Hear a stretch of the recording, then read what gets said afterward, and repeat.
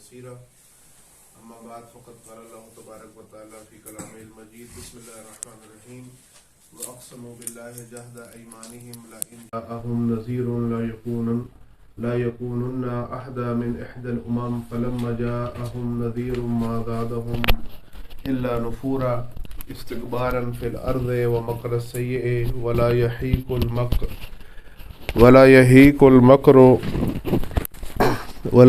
المكر السيء إلا بأهله فهل ينظرون إلا سنة الأولين فلن تجد لسنة الله تبديلا ولن تجد لسنة الله تحويلا. درود پڑھی محمد و آل محمد. اللهم صل على محمد و آل محمد.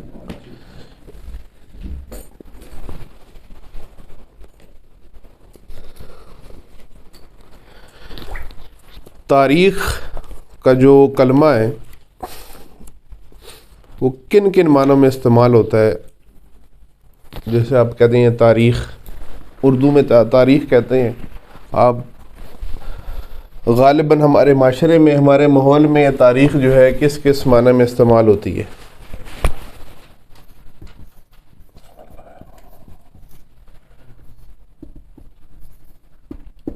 تاریخ عام طور پہ کس کس معنی میں ہم استعمال کرتے ہیں؟ ڈیٹ،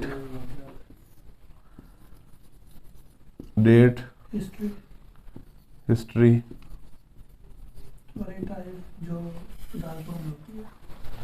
وہ بھی ڈیٹ ہی ہوتی ہے. اس کے علاوہ کسی کے ذہن میں کوئی معنی تاریخ کا؟ عام طور پہ انہی دونوں معنوں میں تاریخ استعمال ہوتی ہے. ایک یہ جو تاریخ، جیسے آج 4 دسمبر ہے لکھا ہوا آپ کے سامنے، یہ بھی تاریخ ہے جس کو ڈیٹ آپ کہتے ہیں. اسی طرح تاریخ جس کو آپ کہتے ہیں وہ یہ ہسٹری، یعنی سابقہ زمانوں میں، ماضی میں جو واقعات ہوئے، ان واقعات کو بیان کرنا یا ان واقعات کو لکھنا، یہ بھی ہسٹری کہلاتا ہے. لیکن تاریخ کا ایک اور مطلب بھی ہے، اس کو ہم کہتے ہیں فارسی میں سرگزشت.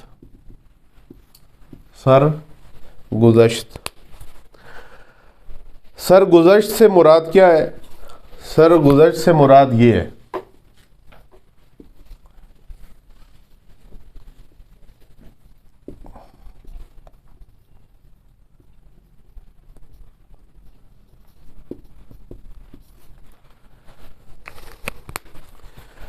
تاریخ کا ایک مطلب ہے ڈیٹ. مثلا 14 اگست 1947 کو پاکستان وجود میں آیا. یہ ایک تاریخ ہے، ڈیٹ ہے کہ اس ڈیٹ کو یہ واقعہ ہوا. اس میں بہت ساری تاریخیں ہیں. 1940 کی ایک تاریخ ہے، 1945 میں کچھ واقعات ہوئے، 1938 میں کچھ واقعات ہوئے. جب سے تحریک آزادی چلی بہت سارے واقعات ہوئے. جنگ آزادی ہوئی، پہلے ایک مشترکہ ہندوستان کی کوششیں کرتے رہے ہندو مسلم مل کے. بعد میں اس نتیجے پہ پہنچے کہ ہم ساتھ رہنے والے نہیں ہیں، ہمیں الگ الگ اپنا ٹھکانہ کرنا ہے تاکہ اپنے حساب سے ہم زندگی گزاریں. اس تحریک کی شکل تبدیل ہوئی. پھر جب سے تبدیل ہوئی اس کے بعد سے کچھ تاریخیں ہیں مشہور و معروف جو ہم سب کو پتہ ہیں. ان تاریخیں اس میں 14 اگست ہے، اس میں 23 مارچ ہے، اس میں مختلف اس طرح کی تاریخیں ہیں اس معنی میں، ڈیٹ والے معنی میں تاریخ. پھر ان 8-10 مثلا آخری سالوں میں، آخری 7-8 سالوں میں جو واقعات ہوئے، کہاں جلسہ ہوا، کہاں میٹنگ ہوئی، کیا تحریک چلی، کیا پیش کیا گیا، کس جگہ پر کیا لوگوں کا موقف تھا، کہاں پر کیا مشکلات تھیں، کہاں پر شکست ہوئی، کہاں پر جیت ہوئی، کون ساتھ شامل تھی، کون سی شخصیات مخالف تھیں. ایک جو اس میں واقعات ہیں، ان واقعات کو جب آپ لکھتے ہیں یا بیان کرتے ہیں، ان واقعات کو کہا جاتا ہے ہسٹری. یہ سادہ سی بات ہے جو آپ آسانی سے، یہ عام فہم بات ہے. اسی طرح تاریخ کا ایک اور معنی ہے، وہ ہے سرگزشت. ہمارے مد نظر بھی یہ ہے سرگزشت. اور یہ جو سورہ فاطر کی آیات ہیں ان میں بھی سرگزشت ہے. میں آپ سے ایک سوال پوچھتا ہوں، قرآن میں کہیں بھی کسی انسیڈنٹ یا کسی واقعے کی ڈیٹ ذکر ہوئی ہے؟ تاریخ یہ والی ڈیٹ کہ مثلا حضرت آدم علیہ السلام نے یہ فلاں جو ہے نا پتا، یہ فلاں پیڑ سے، فلاں درخت سے پھل کھایا تو وہ کون سی تاریخ تھی؟ وہ ڈیٹ بیان ہو سکتا ہے کوئی کہے کہ اس وقت تو کیلنڈر ہی نہیں بنا تھا، وہ ڈیٹ کس طرح بیان کی جاتی ہے، اس لیے اس کو چھوڑ دیا گیا۔ کسی اور آپ واقعے کی بات کر لیں، بعد میں جب باقاعدہ دنیا کا ایک نظام چل پڑا، حضرت آدم دنیا پر آ گئے، اس کے بعد جو حالات اور واقعات ہوتے رہے ان میں سے کسی کی ڈیٹ قرآن کے اندر بیان ہوئی؟ حتیٰ رسول اللہ پر قرآن نازل ہوا، رسول اللہ کی زندگی کے جو اہم واقعات ہیں ان میں سے کسی کی ڈیٹ قرآن میں بیان ہو رہی ہے؟ کہیں بھی ڈیٹ بیان، کہیں بھی ڈیٹ کا ذکر نہیں ہے کہ کس ڈیٹ کو یہ حادثہ پیش آیا، کس ڈیٹ کو یہ واقعہ ہوا، نہیں ہے وہ بات۔ اور اگر کوئی کہے کہ جی قرآن میں ہسٹری ہے، تاریخ اس معنی میں ہے، تو یہ بھی آپ ثابت نہیں کر سکتے۔ کیوں؟ کیونکہ آپ کو پتہ ہے جو ہسٹری کے اسٹوڈنٹ ہیں یا جنہوں نے تھوڑی بہت ہسٹری پڑھی ہے، ایک ترتیب سے بیان کی جاتی ہے تاریخ، کہ فلاں موقع پر یہ حادثات تھے، یہ واقعات تھے، تو ایک ترتیب ہوتی ہے۔ اگر اس لحاظ سے دیکھیں تو قرآن میں وہ بھی ترتیب ہے، وہ ترتیب مثلا بعض جگہ سورہ بنی اسرائیل کا کوئی ایک چیپٹر ہے جس میں سارے واقعات ہیں، یا مختلف جگہ واقعات ہیں؟ بنی اسرائیل، قوم بنی اسرائیل کے بارے میں یا سابقہ اقوام کے بارے میں مختلف جگہ واقعات، بعض واقعات کی طرف اشارہ۔ مثلا حضرت یوسف علیہ السلام کا واقعہ سورہ یوسف میں، جو آپ نے فلم دیکھی ہوگی، ممکن ہے آپ میں سے بعض نے، سب نے دیکھی ہو فلم جو بنی حضرت یوسف علیہ السلام پر، اس میں جو ترتیب ہے واقعات کی، کیا قرآن میں وہی ترتیب ہے؟ یا قرآن میں وہ پوری بات ہوئی ہے جو فلم کے اندر ہے؟ نہیں۔ قرآن میں تو شاید مثلا آپ نے فلم میں دیکھا وہ پورا وہ جو ہاتھ کاٹنے والا واقعہ ہے، وہ فلم میں اس کی کیا تفصیل ہے؟ قرآن میں سے ایک آیت ہے، اور اس آیت کے اندر یہ اشارہ ہے کہ یہ واقعہ پیش آیا اور یہ اس کا نتیجہ نکلا۔ قرآن میں تاریخ نہ اس معنی میں نہ اس معنی میں، قرآن میں تاریخ کس معنی میں ہے؟ سرگزشت۔ سرگزشت کسے کہتے ہیں؟ سادہ الفاظ میں سرگزشت کا مطلب یہ ہے کہ کوئی واقعہ، رویداد سے مراد وہ حادثہ، وہ واقعہ۔ مثلا رویداد ہم ایک لے لیں، یہی حضرت یوسف علیہ السلام والی، کہ حضرت یوسف علیہ السلام کو کئی سال جیل میں رہنا پڑا، 35 سال 34 سال جتنے بھی تاریخ میں جو بیان ہوا ہے۔ یہ جو واقعہ ہے وہ یہ ہے کہ جیل میں رہنا پڑا، جیل کے اندر جو مختلف حادثات ہوئے، کوئی آیا اس نے تعبیر پوچھی، پھر ان کے ساتھ کیا ہوا، وہ تبلیغ کرتے رہے، یہ واقعات ہیں۔ لیکن جو جیل میں گئے وہ اس کا پس منظر کیا تھا؟ کیوں آخر حضرت یوسف علیہ السلام کو جیل میں جانا پڑا؟ اور اس کے بعد اس سارے قصے کا نتیجہ کیا نکلا؟ کوئی نتیجہ نکلا تھا یا نہیں نکلا؟ بعد میں جو مراحل ہوئے، آخر میں جو ہوا، یا مثلا آپ چلے حضرت یوسف کی مثال چھوڑ دیں، زلیخا کی مثال لے لیں۔ زلیخا نے ایک غلطی کی طرف نبی خدا کو بلایا اور اس نے ایک عمل انجام دیا اس کا، یا آپ یہ کہیں کہ زلیخا جو ہے وہ پورے مصر میں بدنام ہو گئی، پورے مصر میں زلیخا بدنام ہو گئی، حالانکہ بڑے حکمران کی وہ بیوی تھی، بڑا اس کا نام تھا، شوہر کا اس کا بڑا نام تھا، وہ چیف تھا، آرمی چیف کی وہ بیوی تھی، لیکن وہ پورے مصر میں بدنام ہوئی۔ اس بدنامی کا کوئی نہ کوئی پس منظر تھا، اور اس بدنامی کا بعد میں کوئی نتیجہ بھی نکلا۔ اب وہ فلم والا نتیجہ آپ نے ذہن میں نہیں لانا، قرآن، کیونکہ ہمارے مد نظر قرآن ہے تو ہم نے قرآن والا نتیجہ دیکھنا ہے، فلم میں جو بھی نتیجہ نکلا وہ اپنی جگہ پر۔ تاریخ کا ایک معنی یہ ہے پس منظر، رویداد، یعنی سرگزشت۔ یہ فارسی کا جملہ ہے، فارسی کا ایک کلمہ ہے سرگزشت۔ سرگزشت کے معنی میں تاریخ سے مراد یہ ہے کہ جب کوئی شخص، اگر ہم شخص کی بات کر لیں پھر ہم اصل موضوع پہ قوم کی طرف آئیں گے، کہ کوئی انسان کسی راستے پر چلتا ہے، کوئی راہ اپناتا ہے، کوئی فکر اپناتا ہے، اس پر چلنے کی وجہ سے اس کے ساتھ مختلف اس کی زندگی میں تبدیلیاں آتی ہیں، حوادث پیش آتے ہیں، اور اس راستے پر چلنے کا ایک نتیجہ نکلتا ہے۔ اگر وہ راستہ درست ہے تو نتیجہ اس کا اچھا نکلے گا، اگر وہ راستہ نہ درست ہے تو اس کا ایک نتیجہ غلط نکلے گا۔ مثلا ہم طالب علموں کی مثال لے لیں جو اسٹوڈنٹ ہیں، اسکول کالج یونیورسٹی میں پڑھ رہے ہیں، 1 سال ہوتا ہے ان کے پاس۔ اس 1 سال کے اندر ہر طالب علم ایک راستہ اپناتا ہے. اب اس سے یہ مراد نہیں ہے کہ جانے کے لیے ایک جو بلو ایریا سے جا رہا ہے، ایک ہائی وے سے جا رہا ہے، ایک کشمیر ہائی وے سے جا رہا ہے. اس سے مراد یہ راستہ نہیں ہے. یعنی اس سے مراد یہ ہے کہ ہر طالب علم اپنے لیے ایک منصوبہ بندی کرتا ہے کہ میں نے اس سال کو ایسے گزارنا. کسی کے پاس تو کوئی منصوبہ بھی نہیں ہوتا، دیکھیں گے پھر. یہ بھی ایک راستے پر چل رہے، جو بظاہر جس کے پاس کوئی منصوبہ نہیں ہے یہ بھی ایک راستے پر چل رہا ہے. ہم سادہ الفاظ میں بات کریں تو دو راستے ہوتے ہیں، ایک راستہ ہے کامیابی والا اور ایک ہے ناکامی والا. یعنی سال کے بعد جب رزلٹ آتا ہے، یہ والا رزلٹ نہیں جو پاکستانیوں نے بانٹا ہے، جو وابڈا والوں نے رزلٹ دیا ہے نا کہ تھوک کے حساب سے نمبر دیے، اس رزلٹ کی بات نہیں ہو رہی. حقیقی طور پہ جب کسی ایک سلسلے سے امتحانی یا تعلیمی سلسلہ آپ گزرتے ہیں، سال کے بعد جب نتیجہ نکلتا ہے، ایک طالب علم جو ہے برے طریقے سے ناکام ہے اور ایک بڑا کامیاب ہے. تو یہ جو ناکام ہوا ہے اور جو کامیاب ہوا ہے، آیا یہ اسی وقت تو ہو گئے ہیں؟ اسی جو رزلٹ کا جو دن ہے اسی دن یہ فیصلہ ہوا ہے، یا اس کے پیچھے ایک پوری آپ کہیں تاریخ ہے؟ اس کے پیچھے ایک سالہ تاریخ ہے. یعنی سابقہ کلاس سے جب ادھر پروموٹ ہوا تھا اس سے لے کر ابھی رزلٹ تک ایک اس نے پورا دور گزارا ہے.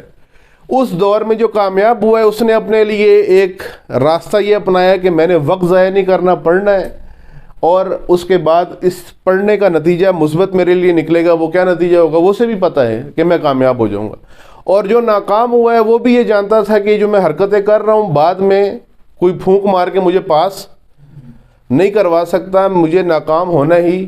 اگر امتحان میں بیٹھا میں ناکام، ابھی یہ آن لائن تعلیم چلتی رہی تو جب کہا کہ جی کیمپس پہ امتحان ہوں گے تو طالب علموں نے پورا پاکستان سر پہ اٹھا لیا. کیا وجہ تھی اس کی؟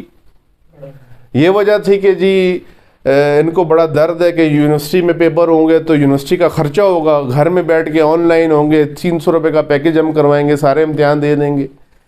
کس بات کی تکلیف تھی ان کو؟ اس بات کا درد تھا کہ ہم نے پڑھا ہی کچھ نہیں ہے. یعنی وہ جانتے تھے کہ نتیجہ یہ نکلے گا کہ ہم فیل ہو جائیں گے.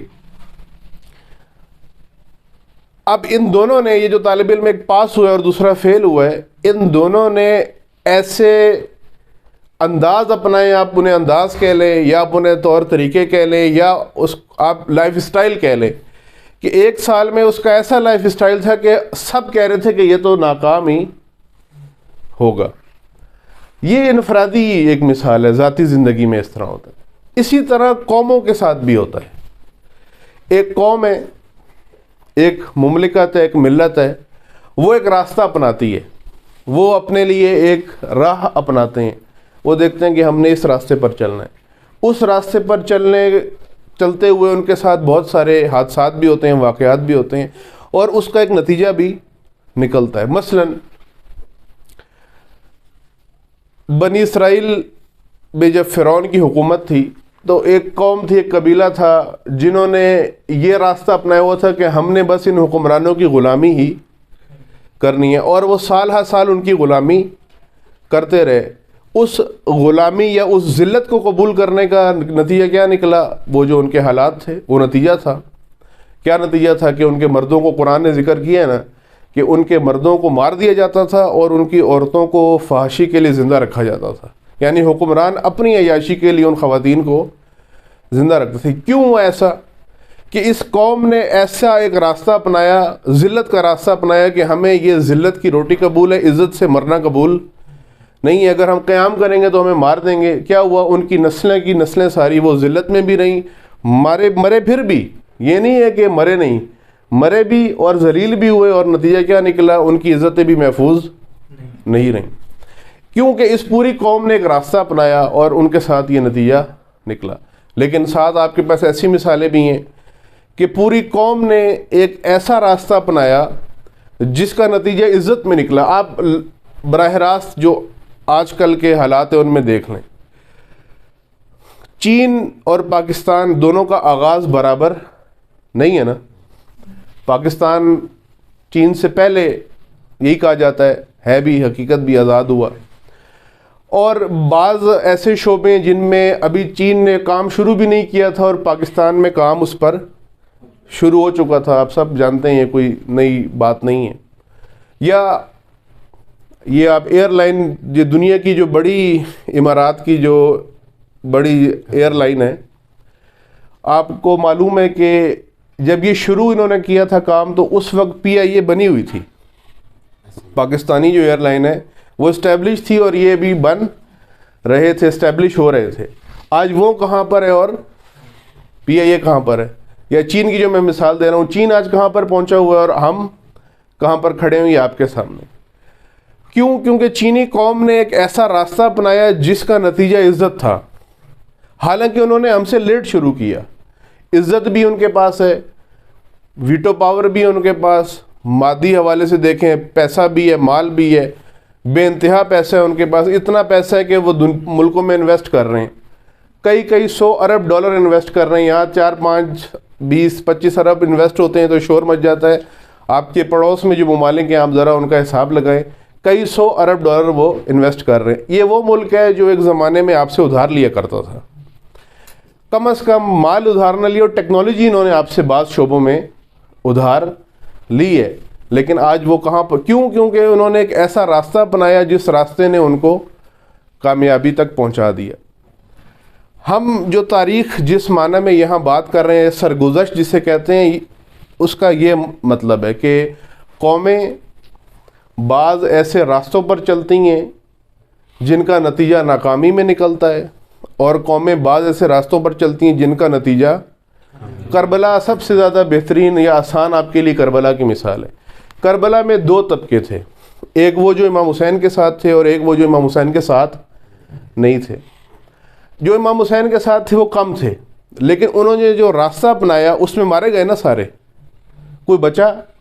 مارے بھی گئے، شہید ہو گئے، حتیٰ جنازے کی بھی فرصت اور غسل و کفن کا معاملہ بھی ان کا نہیں ہو سکا. لیکن وہ لوگ جنہوں نے تحفظ کا راستہ اپنایا بچ گئے، گھروں میں رہے. 2 الگ الگ راستے اپنائے گئے، نتیجہ آپ دیکھیں کیا نکلا. آج آپ ہر سال آپ کیا تمام مسلمان اور غیر مسلم بھی حتیٰ پوری دنیا میں محرم کے ایام میں بالخصوص ان لوگوں کا تذکرہ کرتے ہیں جو گھروں میں بیٹھے رہے، یا ان کا جو مارے گئے؟ کس کا تذکرہ کرتے ہیں آپ؟ جن کو مار دیا گیا ان کا تذکرہ کرتے ہیں نا. کامیاب آپ کس کو کہتے ہیں؟ دنیا بھر میں شاعری ہوتی ہے، چاہے وہ مسلمان شیعہ شاعر ہوں، سنی شاعر ہوں، غیر مسلم شاعر ہوں، وہ کس کو کامیاب قرار دیتے ہیں اپنے شاعری زبان میں؟ امام حسین علیہ السلام. لیکن بظاہر تو ہم دیکھتے ہیں کہ امام حسین کو تو مار دیا، ان کو تو پانی تک نہیں ملا. لیکن وہ لوگ جو گھروں میں بیٹھے رہے وہ بالکل ٹھیک ٹھاک ہٹے کٹے تھے، لیکن ان کا کیا ہوا؟ آج ہم ان کا ذکر نہیں کرتے. یہ 2 طبقے تھے، 2 قومیں آپ انہیں کہہ لیں سمجھنے کے لیے. ایک قوم نے ایک راستہ اپنایا، اس میں بظاہر مشکلات تھیں لیکن وہ عزت کا راستہ تھا، اور وہ قیامت تک کے لیے اللہ نے انہیں سرفراز کر دیا، عزیز کر دیا. اور ایک قوم نے ایسا راستہ اپنایا جس میں بظاہر آسانی تھی لیکن اس کا نتیجہ یہ نکلا کہ وہ ذلیل ہو گئے. کیوں؟ کیونکہ انہوں نے ذلت کا راستہ اپنایا. ذلت سے مراد یہ یعنی وہ ظالم کے سامنے جھک گئے، اور وہ لوگ جنہوں نے عزت کا راستہ اپنایا یعنی ظالم کے سامنے قیام کرنے کا، وہ سارے مارے گئے. لیکن آج تذکرہ انہی کا ہے. جب اس لحاظ سے آپ تاریخ کو دیکھتے ہیں نا، تب ہم اس کو سرگزشت کہتے ہیں. جب اس لحاظ سے آپ، ہاں ایک پولیٹیکل ایک ہسٹری کا کوئی طالب علم ہے، ایم اے ہسٹری کر رہا ہے، وہ آپ کو ہو سکتا ہے بڑی ڈیٹیں رٹ کے سنا دے کہ فلاں تاریخ کو یہ، تھوڑا تھوڑا آگے ہو جائیں، ادھر جگہ ہے، آگے ہو جائے. کوئی طالب علم ہو ہسٹری کا، تاریخ کا کوئی طالب علم ہو، آپ اس سے پوچھیں تو وہ آپ کو زبردست طریقے سے، ہوتے ہیں نا بعض طالب علم کہتے ہیں کہ یار مجھ سے تو یہ پاک سٹڈیز، یہ مطالعہ پاکستان مجھ سے نہیں ہوتا پاس. کیوں؟ اس میں اتنی ہزاروں تاریخیں، مجھ سے تاریخ یاد ہی نہیں ہوتی، کس ڈیٹ کو کیا ہوا تھا. بعض لکھ بھی آتے ہیں، جو 14 اگست کو لکھنا ہوتا ہے وہ 23 مارچ میں کھاتے میں ڈال آتے ہیں. 23 مارچ والا جو ہوتا ہے وہ 1962 میں کسی قانون میں ڈال آتے ہیں، کوئی فلاں جگہ ڈال آتے ہیں. یہ کہہ دیں کہ قانون لکھیں تو 73 کا آئین، کوئی 56 میں لے جاتا ہے، کوئی 56 والا 49 میں لے جاتا ہے. کہتے ہیں مجھ سے یہ تاریخ نہیں ہوتی. لیکن بعض ہیں وہ فر آپ کو سنائیں گے، یا واقعات ان سے پوچھیں وہ آپ کو ڈیٹیل سے بتائیں گے. ہسٹری ڈیٹ کے معنی میں بھی آپ دیکھیں، ہسٹری کے معنی میں بھی. لیکن نہ اس کو جاننے سے مسئلہ حل ہوگا، صرف نہ اس کو جاننے سے. مثلاً مجھے رسول اللہ کے سارے اجداد کے نام یاد ہوں، جتنے بھی اجداد ہیں رسول اللہ کے میں ان سب کے نام آپ کو فر سنا دوں، اس سے میرے اوپر، میری اب معاشرے کی بات نہیں کرتا، میری ذات پر کیا اثر پڑے گا؟ کوئی فائدہ؟ ہاں یہ ہے اسکل ہے، لوگ کہیں گے کیا بات ہے جی، یہ تو بالکل ایسے فر بول رہا ہے، سپر کمپیوٹر بن گیا، لیکن خطابت، لیکن اس سے اپنی ذات پر یا کسی اور کی ذات پر کوئی فائدہ اس سے؟ رسول اللہ ایک جگہ گئے، وہاں پر لوگوں کا مجمع لگا ہوا تھا، رسول اللہ نے پوچھا کیا ہو رہا ہے یہ؟ وہ ادھر علم الانصاب کا ایک ایکسپرٹ بیٹھا ہوا تھا، رسول اللہ نے فرمایا یہ کہ فائدہ تو نہیں ہے اس علم کا، بے فائدہ علم ہے یہ۔ دعا ہے نا رسول اللہ کی کہ اے اللہ مجھے علم نافع عطا فرما، وہ علم جس کا فائدہ ہے۔ مثلا بالی ووڈ میں ہر سال کتنی فلمیں بنتی ہیں، یہ علم نافع ہے غیر نافع؟ جس کو نہیں پتا وہ تو چلے، جس کو پتا ہے کہ اتنی فلمیں بنتی ہیں، یہ علم نافع ہے یا غیر نافع؟ علم تو ہے لیکن یہ علم نافع نہیں ہے، غیر نافع، اس کا کوئی فائدہ آپ کو، کوئی فائدہ نہیں۔ یہ general knowledge C S S میں بھی آپ کو یہ نہیں لکھنا، ادھر بھی آپ کو اس کا فائدہ، وہ بھی آپ سے نہیں پوچھیں گے یہ بھی کتنی فلمیں دیکھی ہیں یا کتنی فلمیں بنتی ہیں۔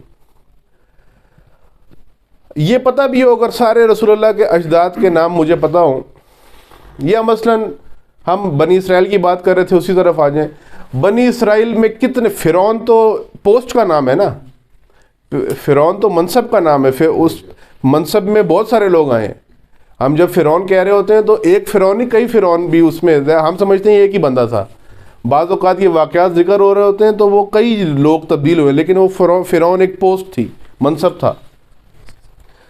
اگر مجھے سارے فرعونوں کے نام، فرعونہ کے سب کے نام آتے ہوں، میں آپ کو سناؤں گا جی اس زمانے میں حضرت موسیٰ تھے، بچے تھے جب تو یہ فرعون تھا، وہ بڑے ہوئے تو یہ تھا، بعد میں یہ تھا، بنی اسرائیل جب کامیاب ہوئے تو پھر یہ فرعون بنا، جب وہ دریا نیل والا واقعہ ہوا اس کے بعد وہ مرا تو پھر کون فرعون بنا۔ پھر اگر یہ سارے بھی مجھے معلوم ہوں تو اس کا فائدہ نہیں ہے۔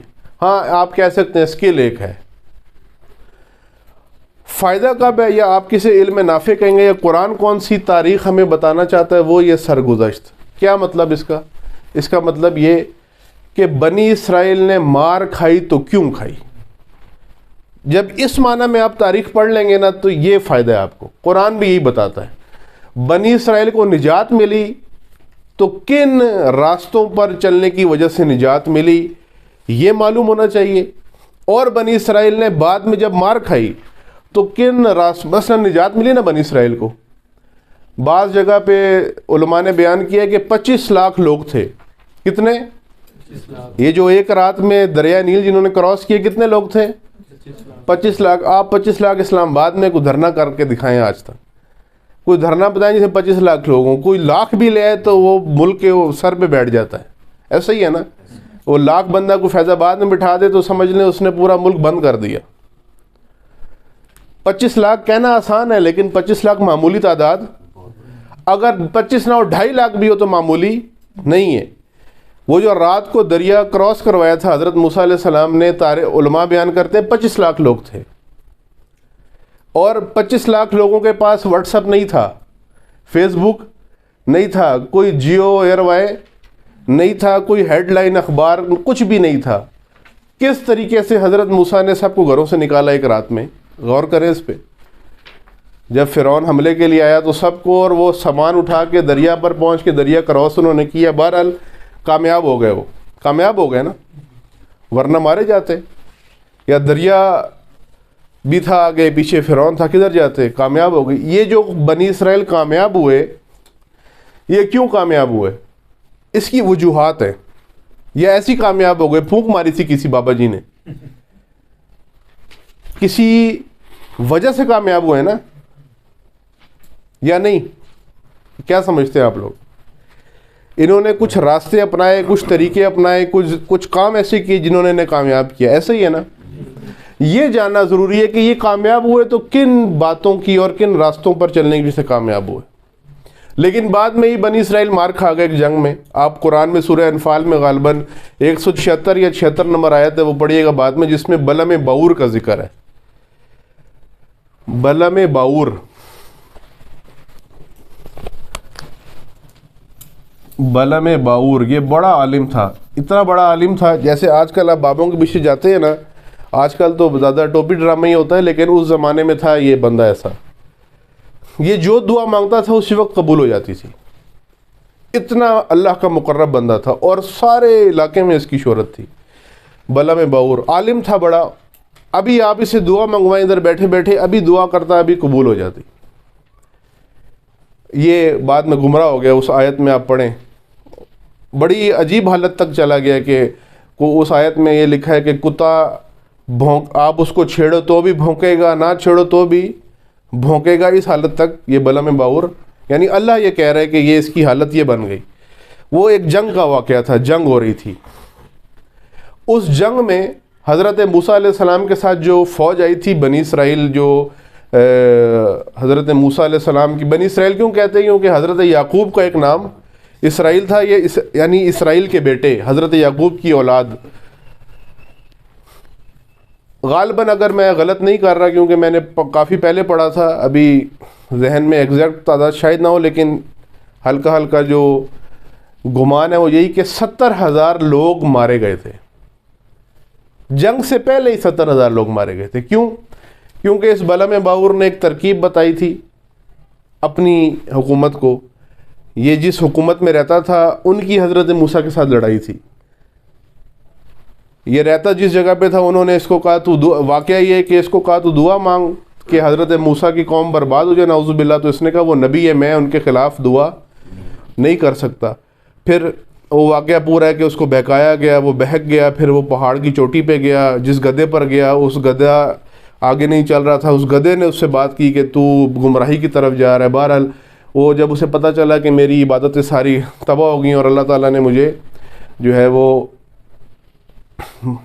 ناراض ہو گئے مجھ سے، تو اس نے کہا اب تو میں سزا یافتہ ہو گیا ہوں، اب تو میں لعین بن گیا ہوں، خبیث بن گیا ہوں۔ تو اپنے حکمرانوں کو اس نے کہا کہ اب میں تمہارے ساتھ مل جاتا ہوں، اور مل کے یہ کہا کہ کچھ خواتین کو بھیجو اس لشکر میں حضرت موسیٰ کے، اور وہ وہاں پر جائیں، چھابڑی فروش جو ہوتی ہے یہ سامان لے کر، اور وہاں جو بھی سردار کمانڈر ہوں گے، مختلف دستوں کے جو کمانڈر ہوں گے، اگر کوئی انہیں بدفعلی کی دعوت دے گناہ کی تو یہ ان کے ساتھ گناہ کریں۔ اور ایسے ہی ہوا، بعض لوگوں نے حضرت موسیٰ کی نافرمانی کی اور یہ عمل انجام دی، اور وہاں وبا پھیل گئی۔ جنگ ہونے سے پہلے کی یہ باتیں، ابھی جنگ شروع نہیں ہوئی، اور 70,000 فوجی مر گئے وبا سے، جیسے یہ ڈینگی کرونا پھیل گیا تھا، ایسی وبا پھیلی کہ لوگ مارے گئے۔ اس کے بعد پھر ایک آیا حضرت موسیٰ کا سمجھ لیں کہ ایک سچا سپاہی کہہ لیں یا پیروکار، اس نے آ کر اس فتنے کو ختم کیا، اس کو مارا، وہ جو سرغنہ تھا ان کے اپنے اندر، اور پھر جنگ ہوئی اور جیت گئے۔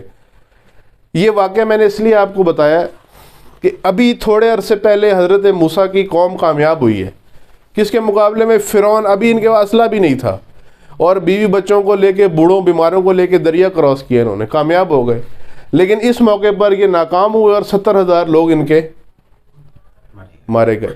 یا اور آپ ایسی مثال لے لیں جو زیادہ، حضرت رسول اللہ صلی اللہ علیہ وآلہ وسلم کے زمانے میں بدر کی جو جنگ ہے اس سے مسلمان کامیاب ہوئے، کامیاب ہے نا مسلمان، مسلمانوں کے پاس وسائل بھی کم تھے، افراد بھی کم تھے، مسلمان کامیاب ہو گئے۔ احد کی جنگ میں مسلمان ناکام ہو گئے۔ ہم اب ظاہر ہے وہ ٹی وی پہ یا سوشل میڈیا پہ فرقہ وارانہ بحث شروع ہو جاتی ہے، یہ کیا کہہ دیا، وہ کیا کہہ دیا، ہم اس لحاظ سے بات نہیں کر رہے۔ ایک جنگ میں مسلمان کامیاب ہوتے ہیں، وہاں بھی وسائل ان کے پاس نہیں ہے۔ دوسری جنگ میں مسلمان ناکام ہوتے ہیں، حالانکہ یہاں جنگ کی تیاری کے ساتھ، آپ کو پتہ ہے نا بدر میں جنگ کی تیاری کے ساتھ نہیں گئے تھے، وہ تو جنگ کا ارادہ نہیں تھا، وہ تو معاملہ ہی اور تھا، اور جنگ ہو گئی تھی، وہاں پر کچھ بھی نہیں تھا مسلمانوں کے پاس۔ 70 میں سے 35 کو تو امیر المومنین نے قتل کیا تھا، ان کی تو ایسی حالت تھی کہ آمادہ ہی نہیں تھے، اور ادھر سے آمادہ تھے جنگ کے لیے، اس میں کامیاب ہو گئے، احد میں ناکام ہو گئے۔ یہاں پر ہم نے کیا سرگزشت کسے کہیں گے؟ یہ تاریخ ہے نا، اب اس میں کسی کو تاریخیں یاد ہو، اس ہجری میں یہ جنگ ہوئی، اس ہجری میں یہ جنگ ہوئی، اتنے بندے تھے، 1000 تھے، 313 تھے، ادھر 2000 تھے، ادھر فلاں تھے، 50 تیر انداز تھے، 70 گھوڑے تھے، 80 اونٹ تھے، اتنے لوگ تھے۔ یہ کسی کو پتہ ہو اچھی بات ہے، نہ بھی پتہ ہو اتنا کوئی نقصان نہیں ہے۔ کیا بات پتہ ہونا ضروری ہے کہ بدر میں جو جیتے مسلمان کن وجوہات کی بنا پر جیتے، اور جو احد میں ہار گئے وہ کن وجوہات کی بنا پر ہارے.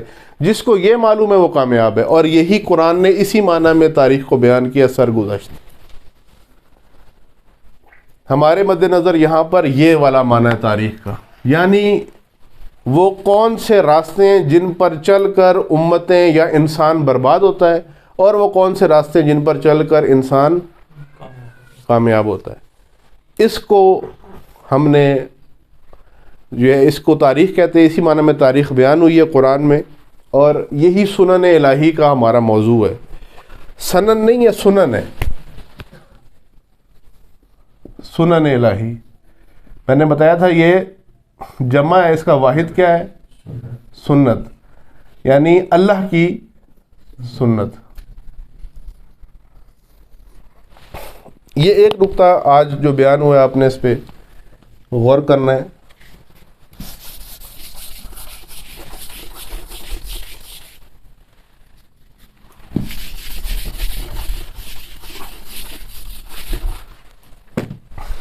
یہ ایک آپ کہہ لیں اسکیچ تھا ہمارے موضوع کا اوورآل، کہ ہم یہ موضوع ہے سنن الہی میں یہ بات آتی ہے. اب ہم نے کیا پڑھنا ہے؟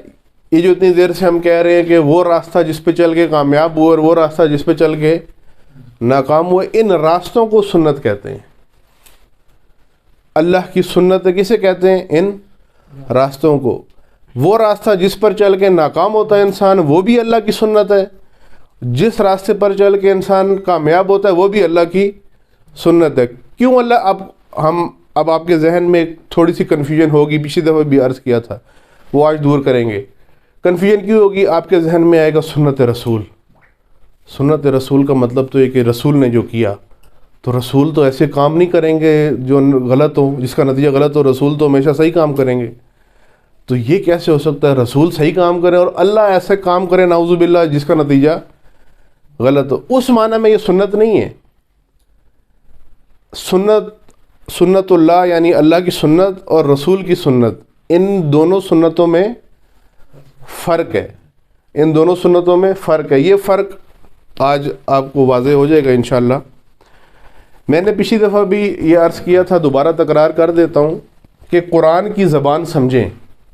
ہم سب قرآن کی زبان سمجھیں. قرآن کی زبان سمجھنے سے مراد بتایا تھا صرف یہ نہیں ہے کہ عربی آپ کو آ جائے.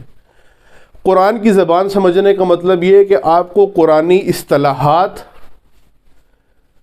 یا قرآنی ٹرمینالوجیز جو ہیں وہ سمجھ میں آ جائیں. اصطلاح یا ٹرم، وہ جو جس کو اصلاح کہہ رہے تھے نا، وہ اصلاح نہیں اصطلاح ہے. ٹرم یا ٹرمینالوجی، اصطلاح. یہ تو آپ واقف ہیں اس کلمے سے، اصطلاح کیا ہوتی ہے. یہ جو مثال انہوں نے دی تھی ماؤس والی، اصطلاح ہر علم کی اپنی اصطلاح ہوتی ہے. ہم صرف سائنس کہتے ہیں فزکس کیمسٹری کو، ہم صرف اس کو سائنس کہتے ہیں نا.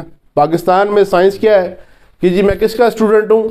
سائنس کا. کیا پڑھتے ہو؟ فزکس. اگر کہہ دیں جی میں سوشیولوجی پڑھتا ہوں یا میں پولیٹیکل سائنس پڑھتا ہوں، یہ کون سا سائنس ہے؟ یہ تو آرٹس والے ہیں. کیا کہتے ہیں؟ یہ تو آرٹس والے ہیں. اور بتا رہا ہوں یہ عزت فخر کر رہا ہوں میں سائنس والا ہوں، میں سائنس والا ہوں اور یہ آرٹس والے. ہمارے ہاں یہ حساب کتاب ہے. حالانکہ سائنس علم کو کہا جاتا ہے، وہ الگ ہے. نیچرل سائنسز اور وہ اس کی الگ سلسلے اقسام ہیں، لیکن جو بھی علم ہے وہ کیا ہے؟ سائنس. آپ اس کو کہتے ہیں علم کو. ہر علم کی، ہر سائنس کی اپنی اصطلاحات ہوتی ہیں. یہ پچھلی دفعہ بھی اس پہ وضاحت کی تھی. مثلا ماؤس، ڈکشنری سے پوچھیں وہ کیا کہے گا؟ ڈکشنری میں کیا لکھا ہے؟ ماؤس کیا ہے؟ چوہا. لیکن کمپیوٹر سائنس سے پوچھیں، کمپیوٹر سائنس، کمپیوٹر کے علم سے پوچھیں، وہ کیا کہتا ہے؟ کمپیوٹر سائنس والا کہتا ہے کہ یہ کیا ہے؟ ایک ڈیوائس ہے، ایک آلہ ہے مثلا، اور اس آلے سے یہ کام ہوتے ہیں. یہاں پر ماؤس جو ہم کہہ رہے ہیں یہ کمپیوٹر سائنس کی اصطلاح ہے. اس اصطلاح کا مطلب وہی علم آپ کو بتا سکتا ہے. ڈکشنری والے کا کام نہیں ہے کہ وہ آپ کو کمپیوٹر سائنس کی اصطلاح بتائے. کمپیوٹر سائنس والا بتائے گا کہ اس کا مطلب کیا ہے. اب مدر بورڈ ہوتا ہے کمپیوٹر کے اندر، ہوتا ہے نا مدر بورڈ. اب ڈکشنری سے آپ کو پوچھیں، آپ کو قیامت تک سمجھ نہیں آئے گا کہ مدر بورڈ کیا چیز ہے. مدر ماں کو کہتے ہیں، بورڈ بورڈ ہے. اب ماں اور بورڈ جس کو مار پڑتی رہتی ہے روزانہ، اس کے ذہن میں یہ کوئی پھٹا ہوگا جو اٹھا کے ماں پیٹتی ہے، تو یہ وہاں سے نام پڑ گیا. اس کو قیامت تک مدر بورڈ سمجھ نہیں آئے گا. لیکن جب آپ کمپیوٹر سائنس سے پوچھیں گے، وہ بتائے گا کہ بھائی ادھر میرے پاس آؤ، یہ اصطلاح میں نے بنائی ہے. میں آپ کو بتاتا ہوں کہ کمپیوٹر سائنس کی اصطلاح میں اور علم میں مدر بورڈ کس چیز کو کہا جاتا ہے. ہر علم کے اندر اسی طرح ہے، ہر علم کے اندر ہے. یہ ڈاکٹر صاحب بیٹھے ہمارے، آپ ان سے پوچھیں دوائیاں ہمارے ہاں اور نام ہے، ان کے ہاں اور نام ہے. جو نام ان کے پاس ہے وہ ہمارے سر کے اوپر سے کیا اسلام آباد کے اوپر سے گزر جائیں گے اگر ہمیں یہ وہ نام بتانا شروع کر دیں. مختلف چیزوں کے نام، مختلف دوائیوں کے نام. جیسے ہم دوائی لینے کے لیے جاتے ہیں، ہمیں تو یہ پتہ ہے یہ پیناڈول دے دو یا کوئی دوائی فلاں دوائی دے دو. اگر اس نام کی نہ ملے تو ہم کہتے ہیں یہ دوائی ٹھیک نہیں ہے. لیکن جب ادھر کھڑا ہوتا ہے جو فارمیسی والا ہوتا ہے، جو سمجھ ہوتی ہے، وہ کہتا ہے بھائی میں آپ کو کسی اور کمپنی میں یہ چیز دے دوں، تو ہم کہتے ہیں نہیں نہیں یہ چیز 2 نمبر دے رہا ہے. پھر حالانکہ وہ کیا پڑتا ہے، اس کے نیچے سالٹ اس کا لکھا ہوتا ہے کہ اچھا یہ جس اور دوائی میں وہ کمپنی دوسری بدل دوں، لیکن ہمیں وہ پتہ نہیں ہے. ان کی میڈیکل کی اصطلاحات ہیں اپنی، اسی طرح انجینئرنگ والے ہیں، ان کی اپنی اصطلاحات ہیں. ہر علم کی اصطلاحات ہوتی ہیں. قرآن کی بھی اصطلاحات ہیں. قرآن کو سمجھنے کا ایک مطلب یہ ہے کہ آپ کو عربی آتی ہو، بیسک عربی آ جائے کافی ہے. قرات آئے، آپ قرآن پڑھیں، کوشش کریں دن میں 2 آیتیں بھی پڑھیں تو پڑھیں ضرور. موبائل میں ڈال لیں، پڑھ لیا کریں. اتنا کوئی خرچہ نہیں آتا قرآن پڑھنے پہ، نہ ہی جو ہے کوئی ٹیکس لگے گا اس پہ. ابھی تک قرآن پڑھنے پہ کوئی ٹیکس نہیں حکومت نے لگایا. قرآن کی زبان سمجھنے کا مطلب یہ کہ آپ کو قرآن کی اصطلاحات آ جائیں. جیسے مثال دی تھی، دوبارہ تکرار کرتا ہوں کہ قرآن میں ہے صوم اور صلاۃ. صوم کا مطلب کیا تھا ڈکشنری میں؟ خاموشی. ڈکشنری میں صوم کسے کہتے ہیں؟ خاموشی کو. لیکن قرآن میں صوم کسے کہتے ہیں؟ روزہ. صلاۃ ڈکشنری میں کسے کہتے ہیں؟ دعا. لیکن قرآن کے مطابق صلاۃ کیا ہے؟ یہ جو آپ نماز پڑھتے ہیں، جو افعال انجام دیتے ہیں. قرآن کی جو اصطلاحات ہیں، اگر آپ کو وہ آ گئی تو آپ کو قرآن کی زبان سمجھ میں آ گئی. یعنی جو قرآن کی ٹرمز ہیں، یہ کی ورڈ آپ کہہ لیں، ہدایت کے کی ورڈز، ہدایت کے کی ورڈ ہیں. یہ اگر کسی کو یہ آتا ہے سمجھ لیں اس کے پاس ہدایت کے کی ورڈز ہیں. یہ اصطلاحات ہم نے سمجھنی ہے قرآن کی. اگر ہمیں قرآن کی اصطلاحات سمجھ میں آ جائیں. ابھی ہمیں کیوں سنت اللہ کنفیوز کر رہا ہے؟ اللہ کی سنت کیا مطلب؟ بھئی اللہ کی سنت جیسے رسول کی سنت ہے، رسول اللہ ٹینڈے نہیں کھاتے تھے. جیسے ایک وہ پشاور کے مولانا نے کبھی زندگی میں ٹینڈے نہیں کھائے. ان سے کسی نے پوچھا کیوں نہیں کھاتے؟ کہتے میرے لیے ثابت نہیں ہے کہ رسول اللہ نے ٹینڈے کھائے تھے یا نہیں کھائے تھے. اگر میں کھا لوں تو یہ نہ ہو کہ رسول اللہ کی سنت کی مخالفت ہو جائے. تو وہ جو جوان تھا وہ بھی تیز تھا، اس نے فوراً سوال کیا کہ مولانا صاحب کل ہی آپ کراچی سے بائی ایئر آئے ہیں پشاور، تو رسول اللہ تو کبھی جہاز پہ نہیں بیٹھے تھے، یہ مخالفت نہیں ہوئی ہے سنت کی؟ ادھر ٹنڈوں کے معاملے میں مخالفت ہو گئی ہے. اب یہ کسی کے ذہن میں سنت کا معنی ظاہر ہے وہ کنفیوز ہوگا. سنت، اللہ کی سنت سے مراد کیا ہے، یہ سمجھنے سے پہلے ہم جو اور سنت کی اصطلاحات ہیں مختلف علوم میں، اس کو ایک ہلکا سا میں بیان کر دیتا ہوں تاکہ آپ کو پتہ چل جائے اچھا سنت کا یہ مطلب بھی ہوتا ہے. پچھلی دفعہ بھی میں نے غالباً شروع کیا تھا، مثال دی تھی. آپ ایک اصطلاح استعمال کرتے ہیں فرض اور سنت. فرض اور سنت. فرض کا کیا مطلب ہے؟ یہ اصطلاح کس علم کی ہے؟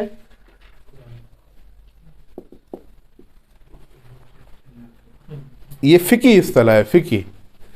جب آپ توضیح المسائل پڑھتے ہیں، توضیح المسائل کس علم کی بک ہے؟ کس علم کی کتاب ہے؟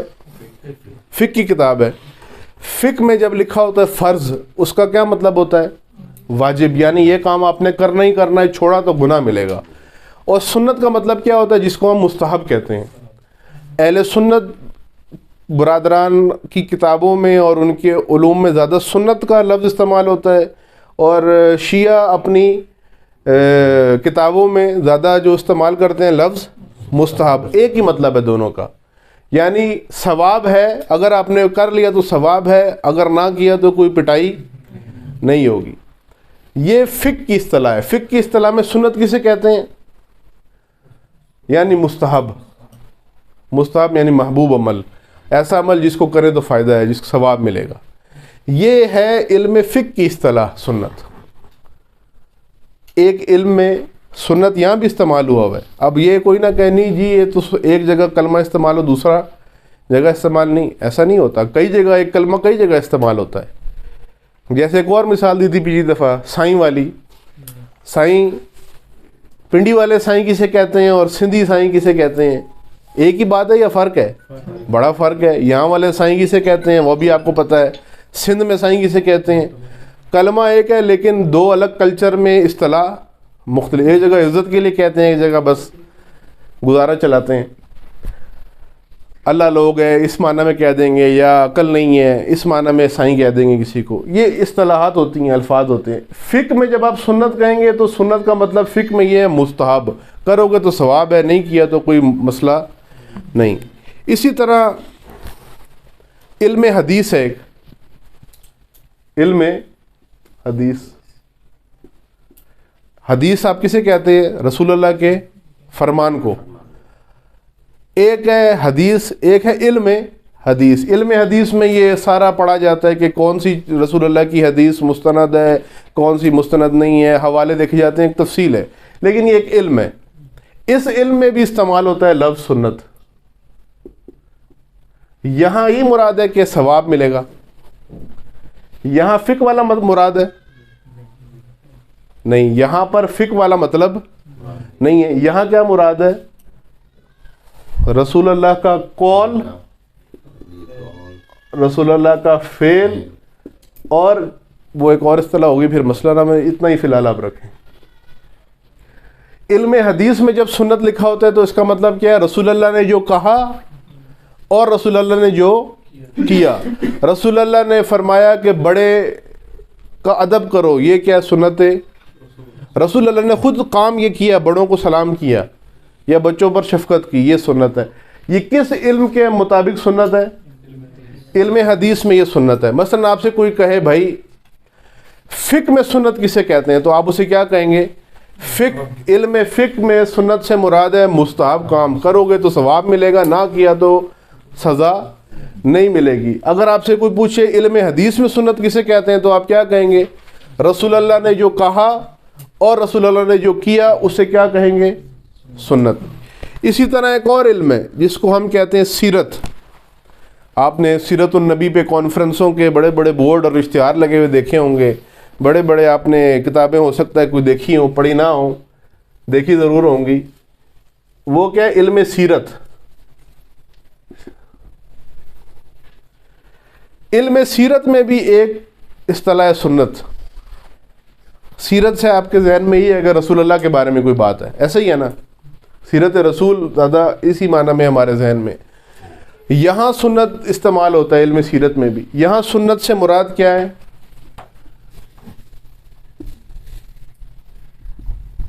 کیا ہے؟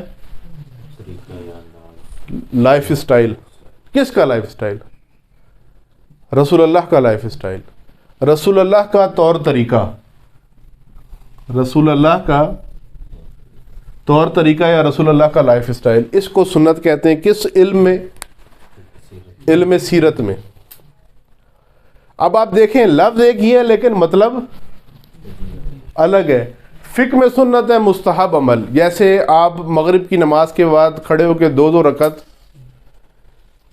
نماز پڑھتے ہیں، وہ واجب نہیں ہے، وہ کیا ہے؟ سنت ہے، مستحب ہے. اس کا ثواب ہے، نہ بھی پڑھے تو عذاب نہیں ہے. علم حدیث میں سنت کسے کہتے ہیں؟ رسول اللہ نے کیا فرمایا اور کیا کیا، یہ سنت ہے. علم سیرت میں سنت سے مراد کیا؟ رسول اللہ کا لائف سٹائل. مثلا اب آپ کہیں گے ان دونوں میں فرق کیا ہے؟ فرق ان میں یہ کہ حدیث والے اس سنت کا مطلب کیا ہے؟ رسول اللہ دودھ پیتے تھے. یہ رسول اللہ کا فعل ہے نا, فعل کہتے ہیں کام کو, یہ وہ دوسرا اردو والا فعل نہیں ہے کہ میں فیل ہو گیا, یہ اس کا مطلب ہے کام. ایک کام کیا, رسول اللہ دودھ پیا کرتے تھے, یا رسول اللہ کھانا کھایا کرتے تھے, ایک کام ہے نا. یا رسول اللہ بچوں سے ملا کرتے تھے. رسول اللہ کیسے کھانا کھاتے تھے, رسول اللہ کیسے پانی پیتے تھے, رسول اللہ بچوں سے کیسے ملتے تھے, یہ کیسے یہاں آ جاتا ہے, یہ کہاں ہے, یہ سیرت میں, یعنی لائف سٹائل. ہمیں یہ پتہ ہے رسول اللہ نے بکرے کا گوشت کھایا ہے, یہ اس معنی میں سنت ہے. لیکن رسول اللہ نے کیسے کھایا گوشت, کھانا رسول اللہ نے کیسے کھایا ہے؟ کیا آواز آتی تھی رسول اللہ جب کھانا کھاتے تھے, یا آواز نہیں آتی تھی؟ رسول اللہ ہاتھ دھوتے تھے, سیدھے ہاتھ سے کھاتے تھے؟ کیا انداز ہوتا تھا رسول اللہ کا؟ یہ جو انداز ہے کسی بھی کام کو, مثلا ہمیں یہ پتہ ہے رسول اللہ چلتے تھے نا رسول اللہ, یہ چلنا جو ہے یہ بھی رسول اللہ کا ایک کام ہے, یہ بھی اس معنی میں سنت ہے. لیکن کیسے چلتے تھے, غرور سے نعوذ باللہ چلتے تھے, یا تواضع سے چلتے تھے, عاجزی سے چلتے تھے؟ یہ رسول اللہ کا اسٹائل تھا. اسٹائل میں اس لیے کہہ رہا ہوں کہ یہ سادہ, اب اس کو اسٹائل اس معنی میں لے کے جائیں کہ یار اس کے اسٹائل ہی عجیب ہیں, جیسے کہتے نہیں ہیں اس کے تو اسٹائل ہی عجیب ہے, ہم اس معنی میں بھی کہتے ہیں نا, منفی معنی میں. اسٹائل سے مراد یہ انداز, طور طریقہ. اب آپ دیکھیں ہر علم نے سنت کی اپنی ایک ٹرم بنائی ہوئی ہے, اپنی ٹرم, اپنی اصطلاح ہے, اپنی اصطلاح ہے. آپ جب کوئی فقہ کی کتاب پڑھیں گے وہاں سنت لکھا ہوگا تو اس کا مطلب یہ نہیں ہوگا کہ رسول اللہ کیسے کھانا کھاتے تھے, اس کا مطلب کیا ہوگا, مستحب. آپ جب کوئی حدیث کی بک پڑھ رہے ہوں گے وہاں سنت آئے گا تو اس کا کیا مطلب ہوگا, رسول اللہ نے کیا فرمایا یا کیا کیا. آپ کوئی سیرت کی بک پڑھ رہے ہوں گے اس میں سنت لکھا ہوا آئے گا, اس سے کیا مراد ہوگا کہ رسول اللہ کا انداز کیا تھا. ایک اور بھی جدید اصطلاح ہے, جدید اصطلاح سے مراد جدید علوم میں اصطلاح استعمال ہوتی ہے, پاکستان میں نہیں ہوتی, اردو میں نہیں ہوتی, یہ زیادہ فارسی عربی کہہ لیں, یا فارسی عربی میں زیادہ استعمال ہوتی ہے. جدید اصطلاح آپ اسے کہہ سکتے ہیں. اس کے مقابلے میں کچھ الفاظ ہمارے معاشرے میں اردو میں استعمال ہوتے ہیں, وہ کیا ہے؟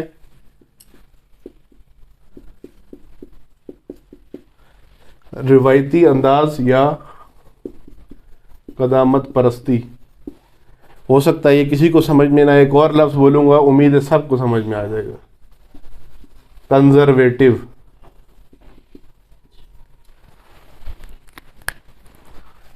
روایتی انداز کا کیا مطلب ہوتا ہے؟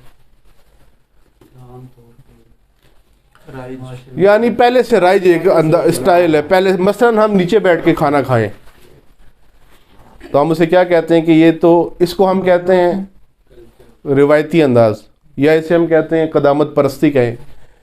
مثلا میں کہوں شبیب بھائی کہ آپ یہ کاپی پہ نہ لکھیں, آپ ٹائپ کریں, تو ادھر کوئی دوست بیٹھا وہ کہے جی کیوں ٹائپ کریں, میں تو کاغذ قلم پہ لکھوں گا. ہمارے استاد کے پاس ایک تصحیح کے لیے کوئی کتاب آئی تو وہ ہاتھ سے لکھی ہوئی تھی, تو انہوں نے کہا کہ آج کل کمپیوٹر کا زمانہ ہے, آپ نے ٹائپ کیوں نہیں کروائی, اتنا ہے ہاتھ سے لکھی ہے, اوپر سے اتنا چھوٹا چھوٹا لکھا, سمجھ ہی نہیں آ رہی. تو اس نے کیا کہا کہ وہ کمپیوٹر پہ برکت نہیں ہوتی, کمپیوٹر پہ برکت نہیں ہوتی, ہاتھ سے لکھیں تو برکت ہوتی ہے.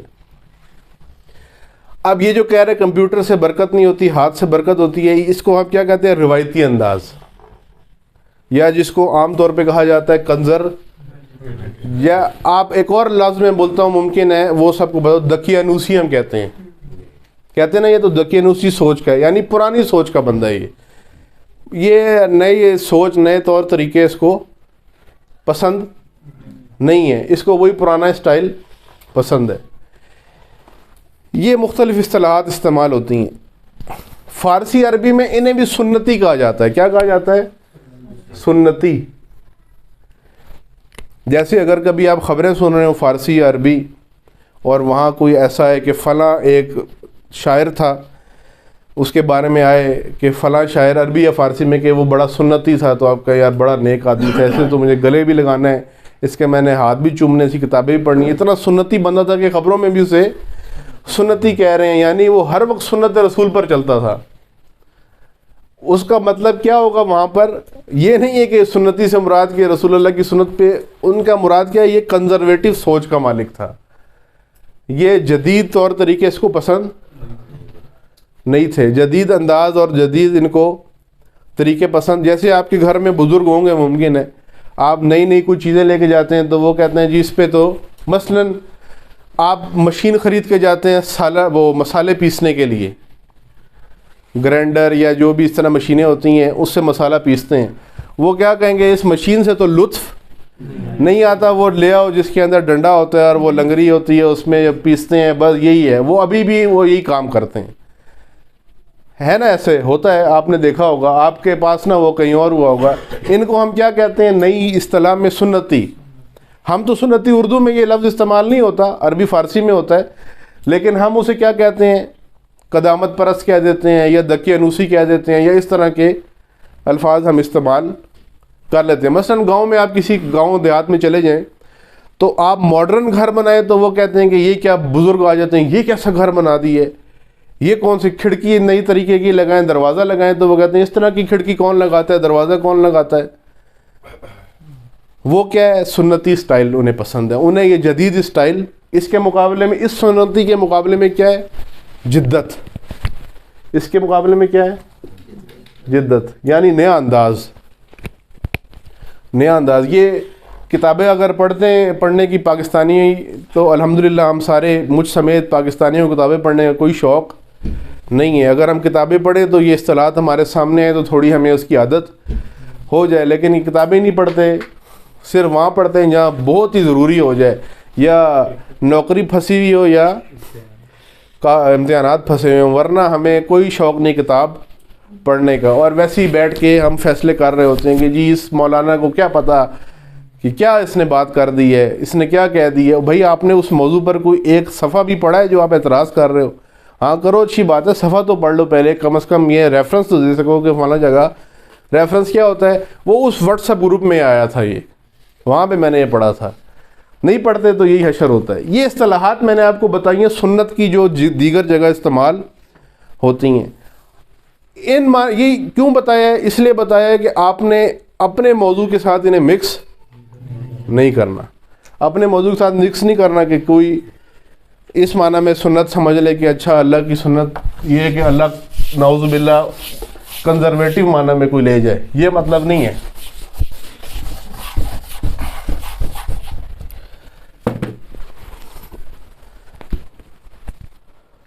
سنت کا لفظ، اب دو میرے پاس اور بھی نکات بنتے ہیں. ایک یہ کہ سنت آج کل عربی میں کن معنی میں استعمال ہوتا ہے؟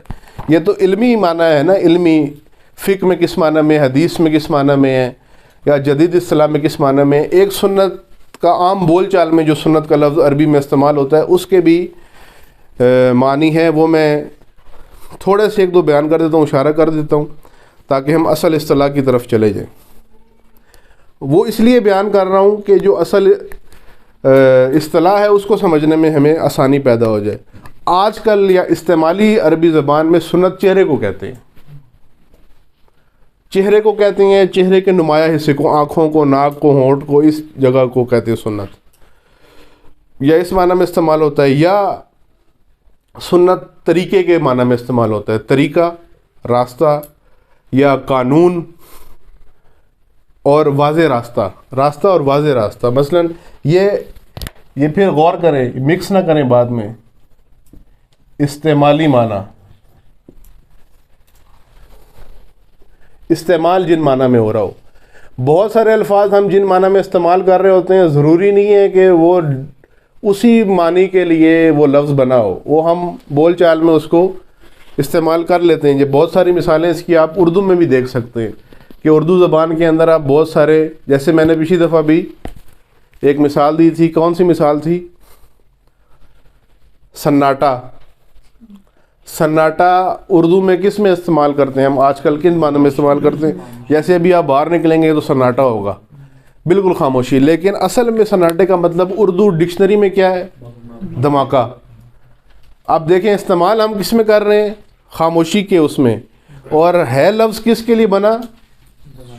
دھماکے کے لیے، کیونکہ دھماکے کے بعد ایک خاموشی چھا جاتی ہے، اس لیے خاموشی کو سناٹا کہا جانے لگا، استعمال اس میں ہوا۔ لیکن ایک اور مثال میں نے دی تھی، مجرا بجا لانا، جو سن کے بہت ساروں کو چکر آ جاتا ہے، یہ کیا کہہ دیے۔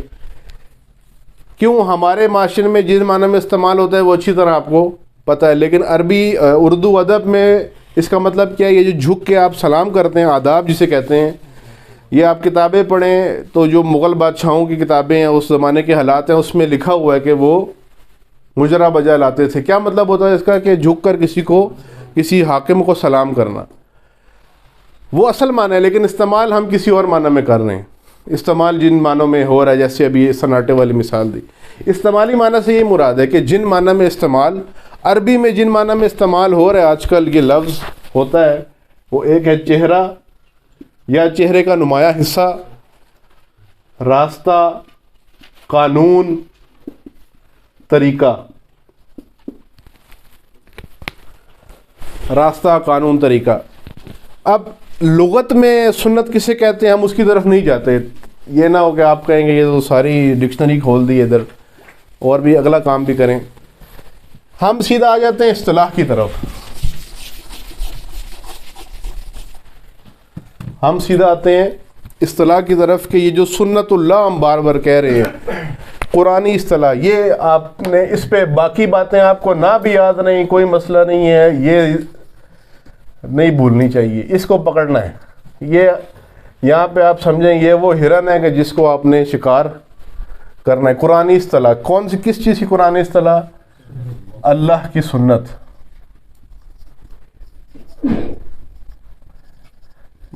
اب دیکھیں نا، غور نہ کریں تو بعد میں پھر بندہ اصطلاح کو اصلاح کہتا ہے، یہ خیال کرنا ہے۔ پھر اللہ کی سنت، اللہ کی سنت سے مراد یہ ہے کہ اللہ کا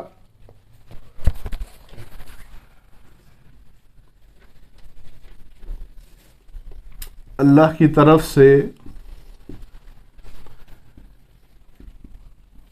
بنایا گیا قانون بھی آپ اسے کہہ سکتے ہیں، ضابطہ بھی کہہ سکتے ہیں۔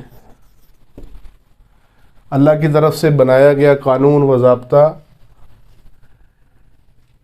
جو انسانی حیات، جب میں انسانی حیات کہہ رہا ہوں نا تو اس سے مراد انسانی حیات ہے، اس سے مراد مسلمانی حیات نہیں ہے۔ یہ نہ سمجھے کیونکہ قرآن میں آیا تو یہ مسلمانوں کے بارے میں، یہ انسانی حیات کے بارے میں۔ کوئی بھی دنیا کا انسان جس کو زندگی میں اس نے قرآن کو دیکھا ہو یا نہ دیکھا ہو، وہ اس قانون اور ضابطے سے باہر نہیں نکل سکتا۔ اللہ کی طرف سے بنایا گیا قانون یا ضابطہ جو انسانی حیات کے لیے ہو۔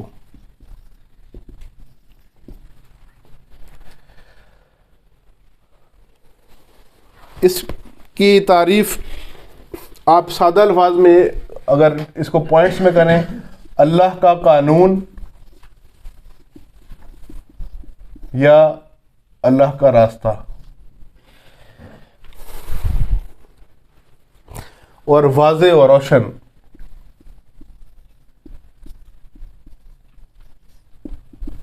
اللہ کا ایسا واضح اور روشن قانون اور راستہ جس کے اوپر انسانی زندگی جاری ہو۔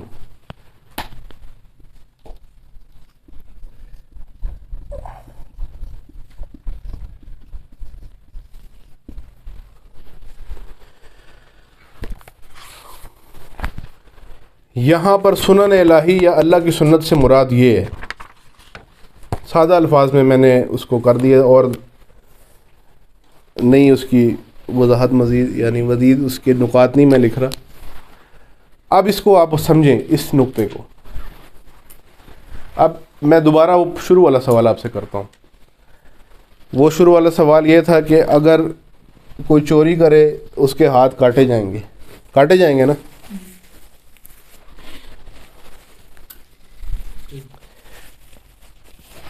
آپ اس کے ہاتھ کاٹ لیں گے جو چوری کرے گا، لیکن پہلی بات تو یہ کہ وہ چور مسلمان ہو تب آپ اس کے ہاتھ کاٹیں گے۔ دوسری بات یہ کہ وہ چوری بھی اسلامی حکومت میں کرے تب آپ اس کے ہاتھ کاٹ سکتے ہیں۔ اور اس چوری کی بھی ایک مقدار ہے. یہ نہیں ہے کہ فریج سے کسی نے چھوٹے بھائی کا کیک کھا لیا تو اس کے بھی آپ ہاتھ کاٹ دیں. اور وہ ہاتھ کاٹنے سے بھی مراد کیا ہے, کتنے ہاتھ کاٹیں گے, وہ بھی اس کی تفصیل ہے. لیکن اگر کوئی آپ کہیں کہ کسی دور دراز علاقے میں روس کے اوپر جو علاقے ہیں جہاں برف ہی برف رہتی ہے, -55-60 ہے, وہاں بھی آپ کو پتہ ہے نا ایک شہر ہے جہاں تھوڑی سی آبادی ہے, 400-500 گھر ہیں یا 400-500 لوگ ہیں, جہاں ایسے گرم گرم کھولتی ہوئی بھی آپ چیز ہوا میں پھینکیں تو ادھر ہی جم جاتی ہے. ادھر کوئی بندہ چوری کر لے تو آپ اس کا بھی ہاتھ کاٹیں گے؟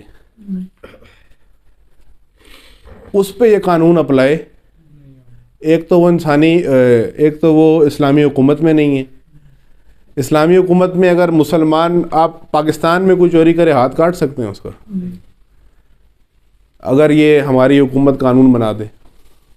نہیں کر سکتے. کیوں؟ یہ اسلامی حکومت, مسلمان حکومت اور اسلامی حکومت میں فرق ہوتا ہے.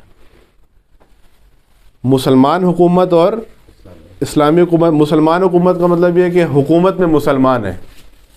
جیسے بہت سارے مغربی ممالک ہیں ان میں بڑے حکومت میں مسلمان بیٹھے ہوئے ہیں, آپ اس کو اسلامی حکومت کہہ سکتے ہیں؟ نہیں.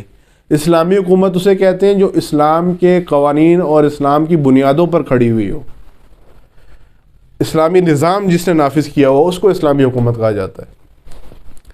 یہ صرف میں مثال دے رہا ہوں, یہ صرف اس لیے دے رہا ہوں مثال, یہ سمجھانے کے لیے کہ یہ قانون تو مسلمانوں پر لاگو ہوگا نا, ہاتھ کاٹنے والا, لیکن جو مسلمان نہیں ہے اس پر آپ یہ قانون لاگو نہیں کر سکتے. یہاں جن قوانین کی ہم بات کر رہے ہیں نا, یہ ایسے قوانین نہیں ہیں جو کسی پہ لاگو ہوں کسی پہ لاگو نہ ہو. اب اس مثال کو آپ باہر نکال دیں, ٹی بیگ ڈالتے نا چائے میں, چائے بن گئی, ٹی بیگ باہر پھینک دیا, اب اس کو ہاتھ کاٹنے والی بات کو آپ باہر پھینک دیں, بعد میں اسی کو نہ پکڑ کے رکھیں, پھر کنفیوژن رہے گی کہ یہ کیا ہوا. یہ صرف مثال دی تھی یہ بتانے کے لیے کہ وہ قانون صرف مسلمانوں پر لگتا ہے. یہاں جس قانون کی ہم بات کر رہے ہیں یہ ہر انسان کے اوپر یہ قانون لاگو ہے. کوئی بھی انسان ان قوانین سے باہر نہیں ہے, کیونکہ قانون اور راستہ, یعنی قانون راستہ کیسے, آپ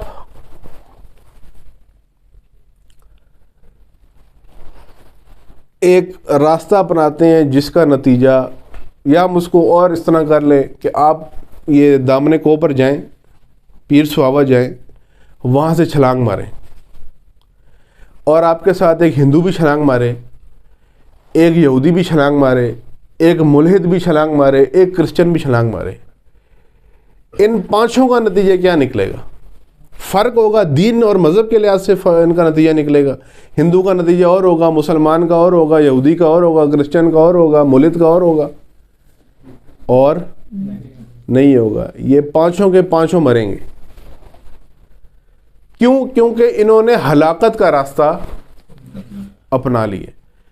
یہ جو ہلاکت کا راستہ ہے اس کا مذہب سے کوئی تعلق نہیں ہے, ایمانی کیفیت سے کوئی تعلق نہیں ہے. جو بھی شخص پہاڑی سے کودے گا اس نے مرنا ہے, یہ اللہ کا قانون ہے. اس معنی میں اللہ کا قانون ہے, یعنی یہ راستہ اللہ نے بنایا. کیا راستہ؟ کہ جس نے ہلاکت کا راستہ اپنایا وہ ہلاک ہی ہوگا, کامیاب. ایک اور چلے اور واضح میں مثال آپ کو دوں. جنگ کون جیتتا ہے؟ جو مسلمان ہوتا ہے وہ جنگ جیتتا ہے. جس کو اللہ پر ایمان ہو وہ جنگ جیتتا ہے. سارے کو ایک دو دوست بول رہے ہیں, باقی پاور اور عقل سے. ہاں, یعنی اسلام مسلمان ہونا ضروری نہیں ہے, طاقت سے بھی جیت ہے. اب اور اس کو کھولیں, اس بات کو اور اس چیز کو کھولیں. ایک دو باتوں کی طرف انہوں نے اشارہ کیا, ثابت قدم رہنا. یا ایک اگر میں آپ سے کہوں کہ ایک ایسی بات بتا دیں جس میں یہ ساری ہیں, ایک ایسا نقطہ ہے جس کے اندر کامیابی کی ساری باتیں چھپی ہوئی ہیں. نہیں, مقصد اپنے امیر کی اطاعت, اپنے کمانڈر کی اطاعت. یہ پلاننگ کرنا، مقصد رکھنا، یہ سارا کام امیر کا ہے. آپ کا کام کیا ہے؟ اپنے حاکم کی. جنگ احد میں کیا رسول اللہ کی پلاننگ ناقص تھی؟ نعوذ باللہ. کیا رسول اللہ کا مقصد نہیں ٹھیک تھا؟ کیوں ناکامی ہوئی؟ اطاعت نہیں تھی. ایک اگر بات ہم کریں، ایک بات کہ جنگ جیتنے کا فارمولہ کیا ہے؟ اطاعت چیف، اپنے چیف کی، کمانڈر کی اطاعت کرنا. یہ اطاعت اگر شامی فوج کرے تو وہ کامیاب ہے، یہ اطاعت اگر کوفی فوج کرے تو وہ کامیاب ہے. اس سے فرق نہیں پڑتا کہ ان کا کمانڈر کون ہے. فیصلہ کہاں پر ہوگا؟ جیت کا فیصلہ جو فوج اطاعت کرے گی. امیر المومنین نے کیا فرمایا کہ جنگ کون جیتتا ہے؟ جو میدان میں ہوتا ہے، جو جنگ کے اصولوں کو فالو کرتا ہے. حق پر ہونا جنگ کی جیتنے کی شرط نہیں ہے کہ جی ہم حق پر ہیں. ہم اب مسلمان حق پر سمجھتے ہیں نا اپنے آپ کو. چلیں بہت سارے سمجھتے ہیں، بعض ہیں حق پر، بعض حق پر ہیں، سمجھتے تو بہت سارے ہیں لیکن بہت سارے ناحق کر رہے ہیں. جو مسلمانوں نے حرکتیں پاکستان میں شروع کی ہوئی ہیں، آپ کے سامنے ہیں، میڈیا پہ آ رہی ہیں، اس پہ میں بات نہیں کرنا چاہتا، اشارہ دے رہا ہوں. یہ بھی اپنے آپ کو حق پر ہی سمجھتے ہیں. کیا یہ کامیاب ہے؟ تو بری طریقے سے دنیا اور آخرت میں رسوا ہیں. وہ جو تھوڑے سے حق پر ہیں ان کی بات کریں، 1% پہ چلے جائیں. وہ بھی بہت ساری جگہ پر جیتے ہوئے نہیں ہے، شکست خوردہ ہیں. کیوں؟ کیونکہ انہوں نے جیت کے اصولوں کو فالو نہیں کیا، یعنی وہ راستہ نہیں اپنایا جس سے انسان جیتتا ہے. جس سے انسان جیت جاتا ہے وہ راستہ نہیں اپنایا. میں چاہتا ہوں دبئی جانا، یہ علی بھائی بیٹھے ہیں، یہ بھی دبئی جانا چاہتے ہیں، لیکن میں جہاز پکڑوں ملیشیا والا، کیا میں قیامت تک دبئی پہنچ سکوں گا؟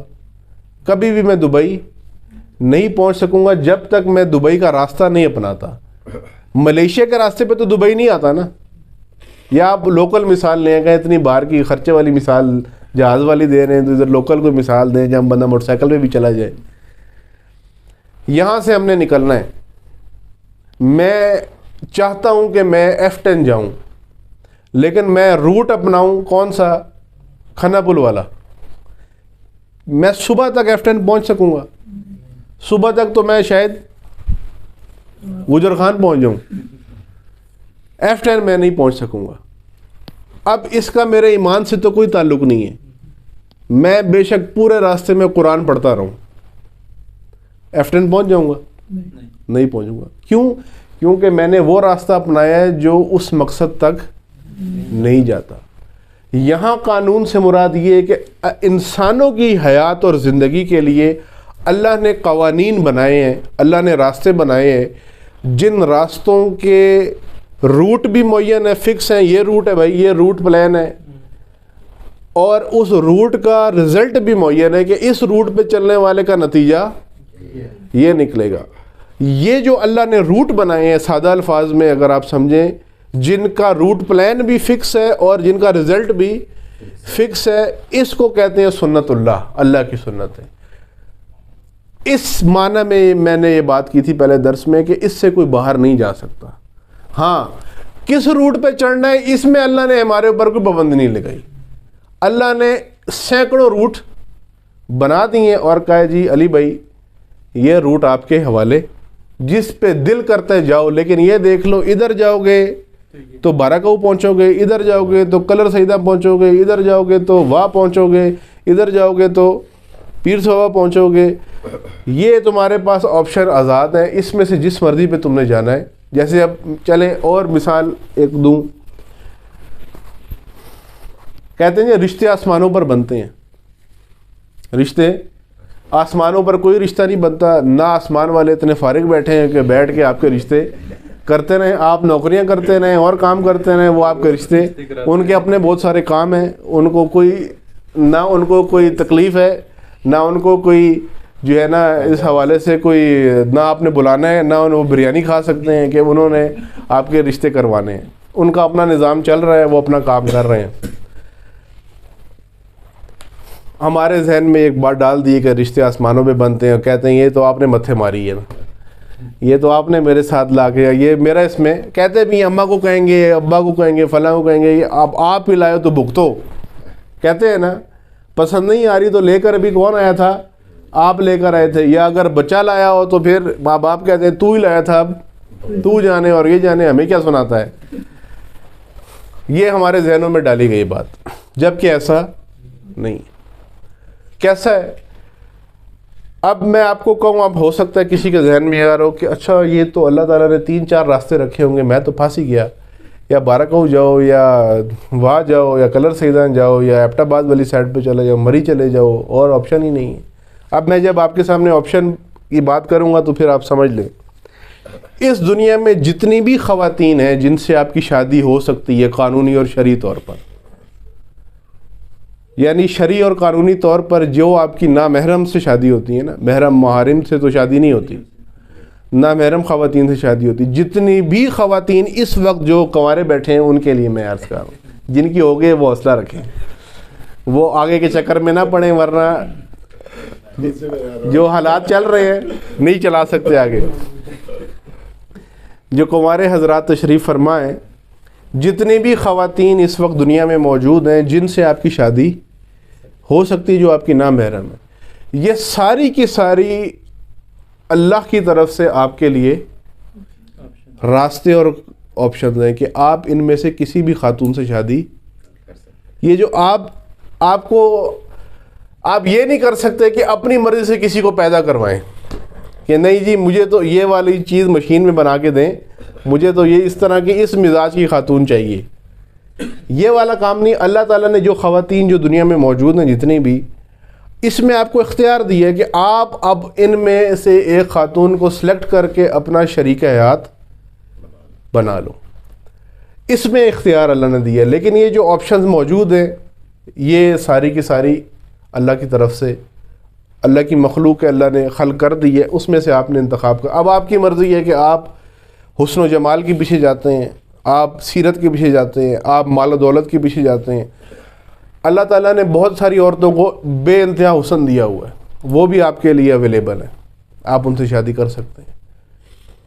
بہت ساری خواتین کو اللہ نے بے انتہا مال دیا ہوا ہے، آپ ان میں سے بھی کسی سے شادی کر سکتے ہیں.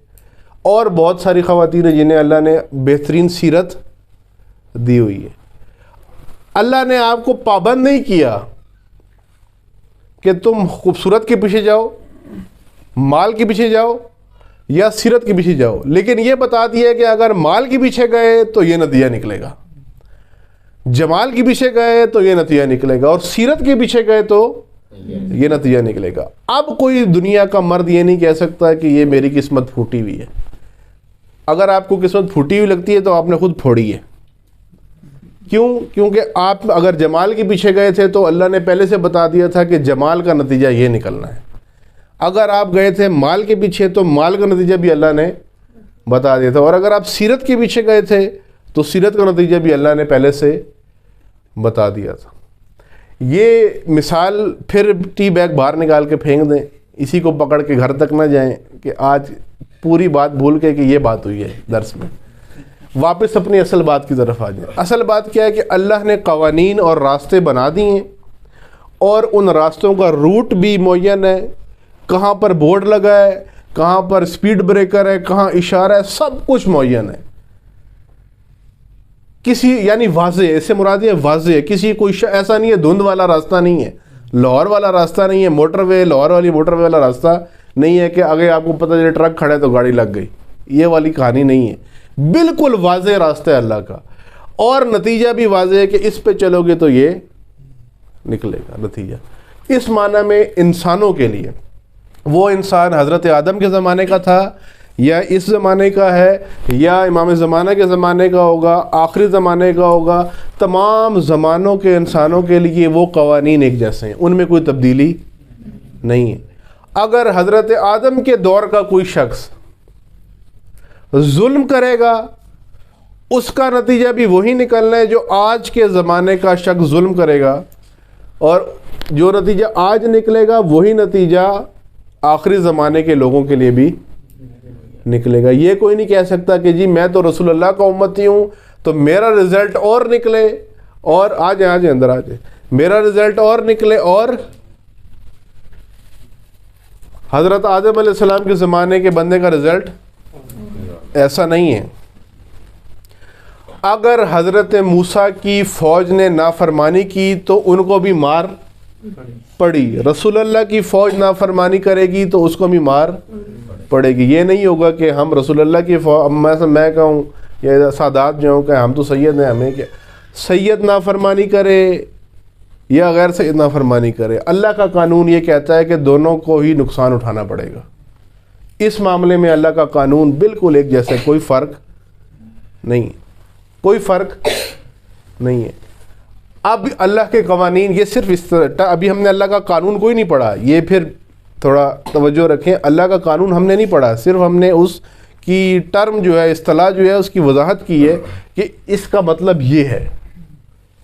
اس وقت جو آبادی ہے دنیا پہ تقریباً 8 ارب کے قریب آبادی ہے, 8 ارب کے قریب آبادی, سب کے سب جو ہے وہ اللہ کی سنت کے لحاظ سے ایک جیسا نتیجہ نکلنا ہے ان کا, یعنی جو وہ اپنائیں گے. اگر کوئی بیماری میں علاج کروائے گا, چاہے وہ اللہ کو مانتا ہو یا نہ مانتا ہو, اللہ کا قانون دونوں کے لیے ایک جیسا ہے. جو بچے گا بیماری سے, اپنا آپ کو بچا کے رکھے گا, اس کو بیماری نہیں لگے گی. لیکن جو بیماری سے اپنے آپ کو نہیں, چلیں جوان ادھر بیٹھے ہیں بچے, پاکستان اسلام آباد میں کوئی بچہ ولنگ کرے, ٹھیک ہے, وہ سید بھی ہو, وہ نمازی بھی ہو, وہ سب کچھ کرتا ہو, اور چین میں کوئی ملحد بچہ ولنگ کرے, دونوں نے ہلاکت کا راستہ اپنایا ہے. اس کی بھی ٹانگ ٹوٹے گی اور اس کی بھی ٹانگ, یہ نہیں کہہ سکتا میری ٹانگ تو ٹوٹنے والی. اب بچ جاتے ہیں اگر, تو وہ بھی کوئی اللہ کی سنت وہاں پر کوئی بچاؤ والی سنت راستے میں آ جاتی ہے جو انسان کو حادثے سے. اب یہ اسی لیے کہہ رہا ہوں کہ ہم نے صرف ابھی اصطلاح پڑھی ہے, ہم نے قوانین, ایک وقت میں کئی اللہ کے قوانین کے اوپر ہم چل رہے ہوتے ہیں, اللہ کے کئی راستے ہمارے اوپر ایپلیکیبل امپلیمنٹ ہوئے ہوتے ہیں ایک ہی وقت میں کئی راستوں کے ہم انگیج کیا ہوا ہوتا ہے, ہم نے خود, ہم ان حالات میں ہوتے ہیں, ہمارے ساتھ وہ جڑے ہوئے ہوتے ہیں. لہذا اس پہ آپ, یہ تعریف تھی, اس پہ آپ نے غور کرنا ہے, آپس میں ڈسکشن کریں, مباحثہ کریں. لکھنے کا فائدہ یہ ہوتا ہے کہ بندہ بعد میں اس کو پڑھ سکتا ہے. اگر لکھا ہوا نہ ہو تو پھر بیچ میں سے کوئی ایک چیز بھی نکل گئی نا تو پھر آپ کی گڈی جو ہے نا وہ کٹ جانی ہے, پتنگ آپ کی سلامت نہیں رہنی. اگر بیچ میں سے ایک پیس بھی آپ کے اس چرخی میں سے تھوڑی سی ڈور اگر کٹ گئی تو یہ نہیں ہوگا کہ وہ گئی, پھر بحث نکل جاتی ہے. لکھنے کا فائدہ یہ ہوتا ہے کہ آپ اس کو دوبارہ دیکھ سکتے ہیں کہ ہاں اس میں یہ بات ہوئی تھی. لیکن ضروری کیا ہے, میں دوبارہ کہوں گا آپ کو, آپ آپس میں ڈسکشن کریں. جو ٹاپک, جو موضوع جتنا بھی جس کلاس میں پڑھا جاتا ہے, بعد میں 1 2 3 بندے بیٹھیں جو آپ کے نزدیک ہیں. کوئی ایک ہفتے میں ایک کلاس ہے, اتنا سا ٹائم آپ سے اللہ لے رہا ہے, زیادہ کوئی مہربانی آپ سے نہیں کروا رہا اللہ اپنے اوپر. نمازیں جو آپ پڑھتے ہیں اس کی بھی سپیڈ کی رفتار جو اندازہ ہے, الحمدللہ 17 رکعت نماز مسلمان 17 سیکنڈ میں بھی پڑھ سکتے ہیں. جو حالات چل رہے ہیں جلدی جلدی پڑھ کے نکل جاتے ہیں, کوئی زیادہ وقت نہیں لگتا. ڈسکشن کے لیے کوئی ٹائم رکھیں. بہتر یہ ہوتا ہے جو اصول ہے علم حاصل کرنے کا کہ آپ اس کے فوراً بعد ڈسکشن کریں, یا آج رات کو ہی کریں یا کم از کم کل کریں. ایک ہفتے بعد کریں گے تو بہت ساری چیزیں ذہن سے نکل جاتی ہیں. اور ڈسکشن کا سٹائل یہ ہوتا ہے کہ 3 بندے بیٹھ جائیں, 4 بندے بیٹھ جائیں یا 2 بندے بیٹھ جائیں. ایک بندہ پہلے پورا درس پڑھائے کہ جی میں نے یہ پڑھا تھا, پھر دوسرا پڑھائے, پھر اسے آئیڈیا ہو جاتا ہے کتنی بات میرے ذہن میں رہی ہے, کتنی بات دوسرے کے ذہن میں رہی. کیونکہ یہ آپ نوٹ کر لیں, کلاس میں صرف 20% حصہ آپ کے پاس آتا ہے, 20% کے علاوہ نہیں آتا, باقی 80% آپ کے ذمہ ہوتا ہے. وہ ڈسکشن سے, لکھنے سے, یاد کرنے سے, دہرانے سے انسان کو پھر تازہ ہو جاتا ہے. ہوتی ہے بات ذہن میں, لیکن وہ ریفریش کرنے کے لیے آپ کو ڈسکشن کرنی پڑتی ہے. یہ ہم نے صرف یہاں پر آج یہاں اس نقطے تک پہنچے ہیں کہ اللہ کی سنتیں, سنن الہی سے مراد اللہ کے وہ واضح اور روشن راستے ہیں جو اللہ نے انسانی حیات کے جریان کے لیے اور اس کے چلنے کے لیے, جاری ہونے کے لیے بنائے ہیں. اور یہ وہ راستے جن میں کوئی تبدیلی اور کوئی تحول ممکن نہیں ہے. یہ راستے حضرت آدم علیہ السلام کے زمانے سے لے کر اور قیامت تک ایک جیسے ہی ہیں. اگر حضرت موسیٰ کی قوم برباد ہوئی یا انہوں نے مار کھائی، اگر آج کے زمانے میں کوئی ایسا کام کرے گا تو وہ بھی مار. مثلاً حضرت موسیٰ کے زمانے کے لوگ اگر فرعون کے سامنے جھکے تو انہیں بھی ذلت ملے گی. اگر آج پاکستان میں رہنے والے لوگ آج کی کسی فرعون کے سامنے جھکے تو ان کو عزت ملنے والی نہیں ہے، ان کو بھی ذلت ہی ملے گی. وہ نتیجہ اس کا ایک جیسا ہے. یہ راستے اللہ تعالیٰ کے ہیں اور بہت سارے ہیں جو اللہ نے بیان کیے ہیں، قرآن کے اندر بھی ہیں. اور قرآن کے علاوہ اللہ نے یہ انہی آیات میں حکم دیا کہ کچھ خود بھی دیکھو، سیروا فی الارض. جیسے شیخ سعدی نے یا مولانا شیخ سعدی نے کہا ہے کہ جانوروں کی طرح لقمے نہ کھاؤ کہ ہاتھ میں نوالا ہے تو بس پیٹ میں ڈالو جیسے جانور کھاتا ہے. انسان کی طرح کھاؤ. انسان سوچتا ہے کہ جو میرے ہاتھ میں نوالا آیا ہے اس نے کتنے مراحل طے کیے ہیں، اس کو کسی کتاب کو پڑھنے کی ضرورت نہیں ہے، خود اسی کو دیکھ کے سوچے تو اندازہ ہوگا کہ کتنے مراحل طے کر کے یہ خوراک میرے جسم تک پہنچ رہی ہے. قرآن کیا کہہ رہا ہے؟ سیروا فی الارض. دیکھو حالات، دیکھو لوگوں کے حالات، دیکھو سفر کرو، جا کے اندازہ ہو تمہیں سابقہ لوگوں کے ساتھ، ملتوں کے ساتھ کیا ہو گیا. اس معنی میں ہم یہاں پر نہ علم حدیث والی اصطلاح ہے، یہاں پر نہ فقہ والی ہے، نہ جدید اصطلاح ہے، نہ علم سیرت والی ہے، نہ استعمالی معنی ہے عربی والا. ہم یہاں سنت اللہ یا اللہ کی سنت، سنن الہی سے مراد ہمارے وہ واضح اور روشن راستے ہیں جو اللہ نے انسانی حیات کے جاری ہونے کے لیے اور اس کے چلنے کے لیے بنائے ہیں، جن راستوں کے نتیجے بھی اللہ نے بتا دیے ہیں اور راستے بھی معین کر دیے اور انسان کو اختیار دے دیا کہ اب تم اپنی مرضی سے جس راستے پہ چاہو چلو. کامیابی چاہتے ہو بسم اللہ، وہ راستہ بھی اویلیبل ہے، اس پہ بھی کوئی ٹکٹ نہیں ہم نے لگایا ہوا، ٹول ٹیکس بھی نہیں لیں گے. اور اگر آپ کو بڑا شوق ہے ہلاکت میں جانے کا تو ہلاکت والے راستے بھی کھلے پڑے ہوئے ہیں، وہاں بھی کوئی رکاوٹ اور ٹول ٹیکس نہیں ہے. ہاں آپ کو ہدایت کے لیے اللہ نے ذرائع دے دیے، متوجہ کرے گا، لیکن مرضی آپ کی اپنی ہے. آپ اگر رسول اللہ کا ساتھی بن کے رہنا اور مرنا چاہتے ہو آپ کی مرضی، آپ رسول اللہ کا دشمن بننا چاہتے ہو تو آپ کی مرضی. اس معاملے میں ہم نے آپ کو زبردستی آپ کے اوپر کوئی نہیں کی. درود پڑھیے محمد و آل محمد. اللہم صلی علی محمد